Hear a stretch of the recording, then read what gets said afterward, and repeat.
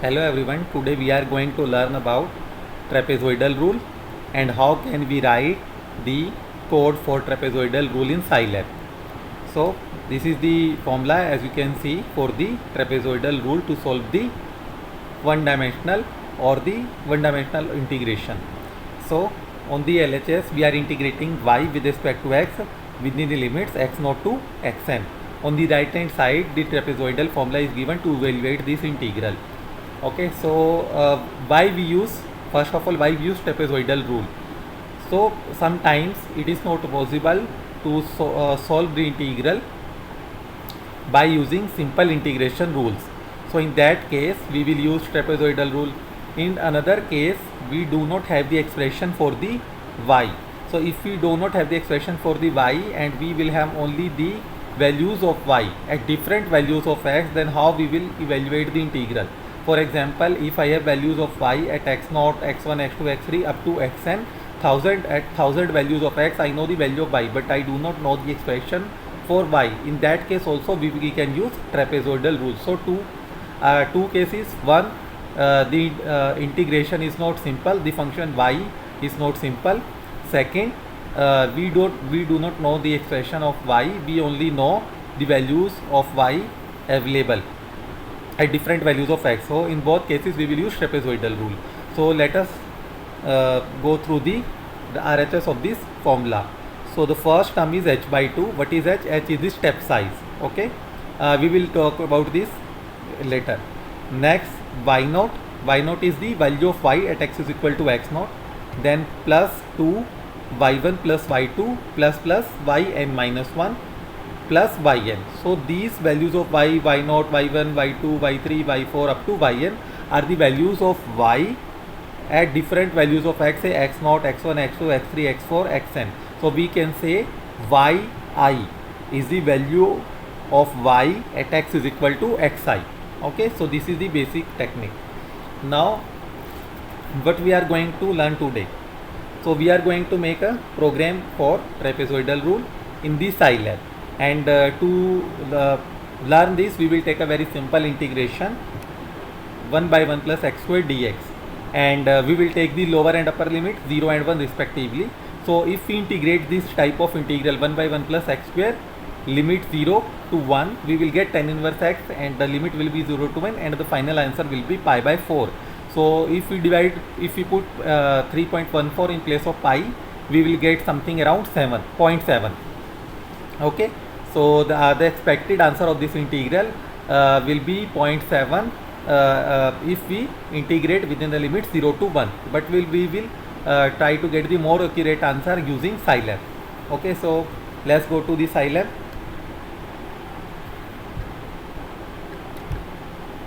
So I have already created a file Scilab trapezoidal rule.sce in the Scilab editor, and I have written two commands clc and clear to clear the screen as well as the memory of the Scilab. Now what we need first? First we need the lower and upper limit of the integral. So what I will write? I will denote the lower limit will be with a. So input double quotes, enter the lower limit. Okay, now the upper limit I will save it in b, double quotes, enter the upper limit. Okay, so as you can see in the formula we are moving from y0 to yn. Okay, so what is yn? What is n? So n is the number of intervals. So I will enter the number of intervals, input double quotes, enter the number of intervals. Okay, now I will calculate the step size, which is given by b minus a divided by n. Okay, so I have lower limit, upper limit, number of intervals and step size. These four things I have. Now what the next thing I want? Values of x at which I want to evaluate the value of the expression y. So we need two things. First the expression for y, and the second thing the values of x. So let us define the expression. We have as we can see, we want to integrate the integral 0 to 1 by 1 plus x square. So let us define this expression. So our function f is, let us denote it by y. It will be simple. Y is equal to 1 by 1 plus x square. But the thing is, here x is not defined and we want to express the y in terms of x. So we will do x as a polynomial means as a symbol. So we will define x as a symbol. Okay, now let us display what we are getting so far. So as you all of you can see, the Scilab is asking to enter the value of the lower limit. So which is 0 in our case and 1. Now I have to enter the number of intervals. Let us assume that, keep it simple, 5. Now we can see the y is 1 by 1 plus x square, which we are getting. Now what we need is, we need the values of y. So as all of you know that the trapezoidal rule needs the numerical values of x and y both. So till now we have only one thing: upper limit, lower limit, number of intervals and step size. So how we can find out y or x? So x is equal to lower limit colon h colon b. So this will give me the values of x. Now I want to evaluate the y also at different values of x. So let us first see the x, and after that we will evaluate the y at different values of x. So enter lower limit 0, upper limit 1, number of intervals 5, and as all of you can see, the expression for y is 1 by 1 plus x square, and the values of x are 0, 0.2, 0.4, 0.6, 0.8. The lower limit is 0, upper limit is 1, and the step size is 0.2. Okay, so but we are getting this 0, 0.2, 0.4, 0.6, 0.8 and 1. So number of intervals are 5, then the number of values will be 1, 2, 3, 4, 5, 6. So we have 6 values of x if we have 5 intervals. So if we have n number of intervals, then the values of x will be n plus 1. Okay, so how many values of x will we have? 0, 1, 2, 3, 4, 5, 6.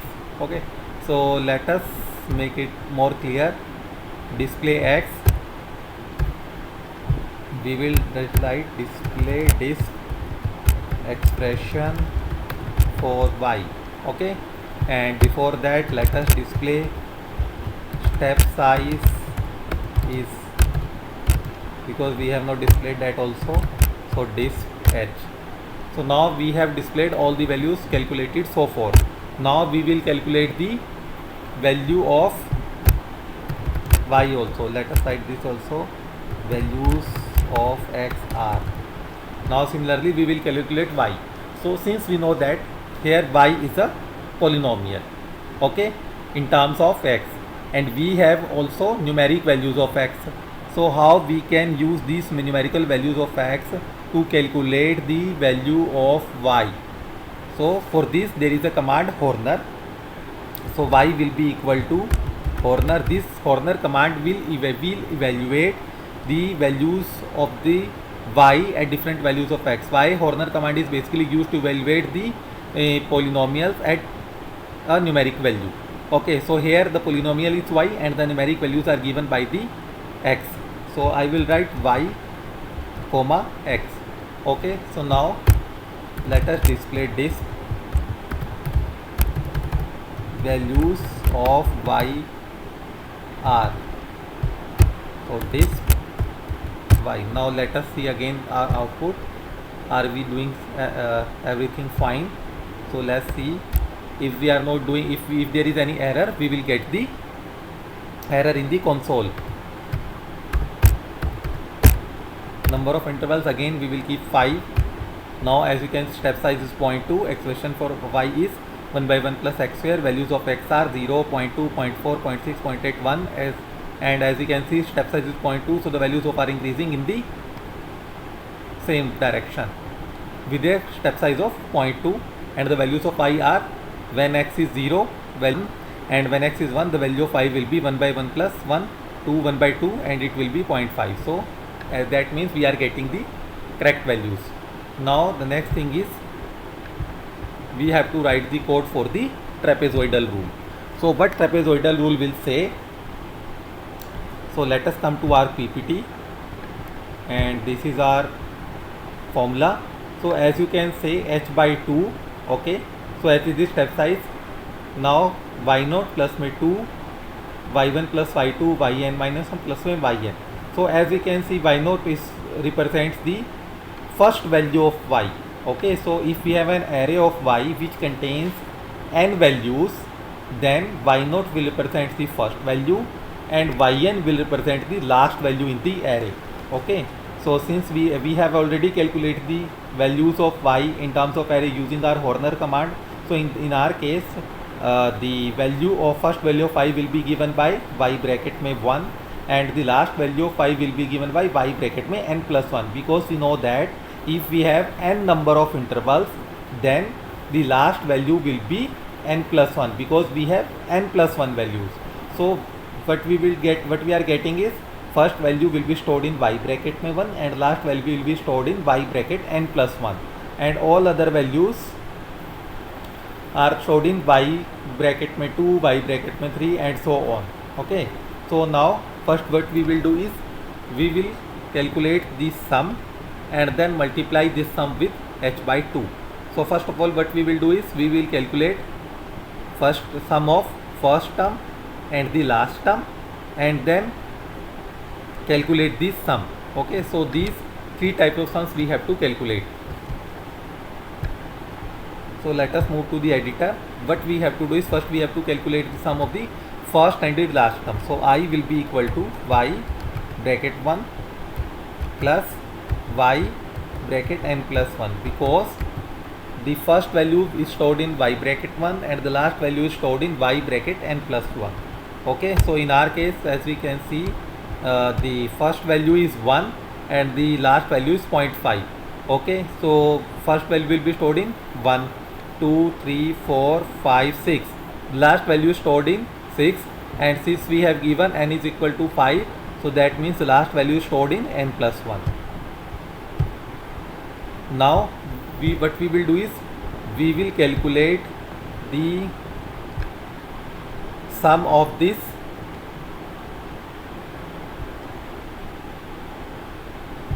term, third term.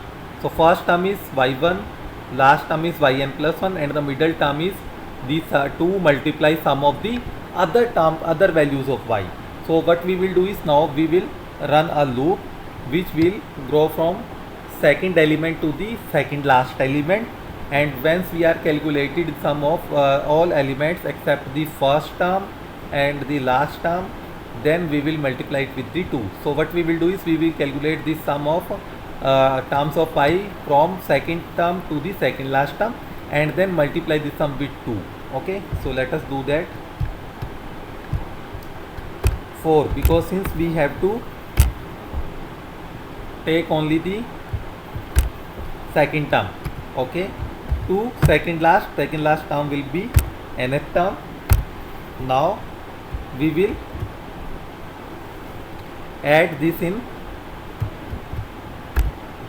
So this will be denoted by, let us assume that say s, and since initial value of s should be equal to 0, because if we do not set s is equal to 0, initial value of s is equal to 0, then when we run the code it will arbitrarily Scilab will assign a value to the s and it will give an error in the final output. So in order to avoid this, we will set initial value s is equal to 0. So what we will do is s is equal to s plus, now 2 multiply y bracket I. So as loop will start from 2, what we are adding is 2 multiply y bracket में 2. Now when I is equal to 3, the next term that will add up in s is 2 multiply y bracket 3. Okay, so this will go on and ultimately when the loop ends, what we will get is 2 multiply y bracket 2 plus 2 multiply y bracket 3 plus 2 multiply y bracket so on 4 and so on. So this will give me the sum of other terms of the y, other values of the y, and the whole sum will be multiplied by 2. Okay. Now what we will do is we will calculate the sum of the we will calculate this bracket. So what we have calculated is I will contain the value of first and the last term, sum of the first and last term, and the S will contain the sum of this middle term. Okay, so now we will add these two. So and again override this sum, we will calculate the sum of I plus S. Okay, and stored in is S I. So what I have done is I have calculated the sum of the by one, the first term and the last term, and add this in S. So what we have done is we have calculated the value of this bracket term. Now we will multiply this with h by 2. So now again we will overwrite I is equal to h star I star 0.5. Okay, so instead of dividing it with 2, I have multiplied it with 0.5. Now this we will write the value of integral is comma I. Okay, now let us see what we are getting. So enter the lower limit is 0, enter upper limit is 1, number of intervals let us say 5, and we can say the value what we are getting is 0.7837. Okay, so this is the value of integral. Now let us see what will be the exact output. 3.14 divided by 4, pi by 4 is the answer. So I have written 3.14 by 4, and we can see exact answer is 0.785, but what we are getting is 0.783. So up to 2 decimal places we are getting the correct answer. How we can increase the accuracy? By increasing the number of intervals. Okay, so let us increase the number of intervals. Again we will run the code, and now let us see 0, 1. Now let us keep the number of integrals 10. So this time I have doubled the number of intervals. Okay, and as you can see we are getting 0.7849. This is approximately equal to 0.785. That means as increase the number of intervals, the accuracy of our code keep on increasing. Okay, so this is one of the simplest example to understand the trapezoidal rule and its code in the Scilab. So how can we write the code? Okay, so we can make this more automated, but I have to try to make it more automated as much as we can. Okay, so what I have done is I have just entered 3 things: lower limit, upper limit, and number of intervals 10. Expression for y I have written in the code itself. Okay, step size, the code itself is calculated. We can also write the expression for y using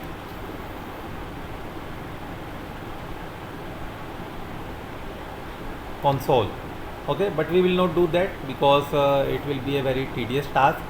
But if anyone wants that, then how can we write the expression for y in terms of x in the console itself through the user?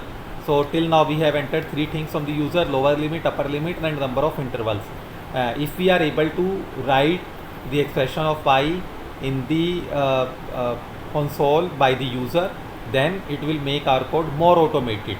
Okay, we can execute the code every time. We can change the limits, number of intervals, and the expression for y. Then same code can be done for any type of the one-dimensional integration with finite limits. Okay, we cannot take infinite limits.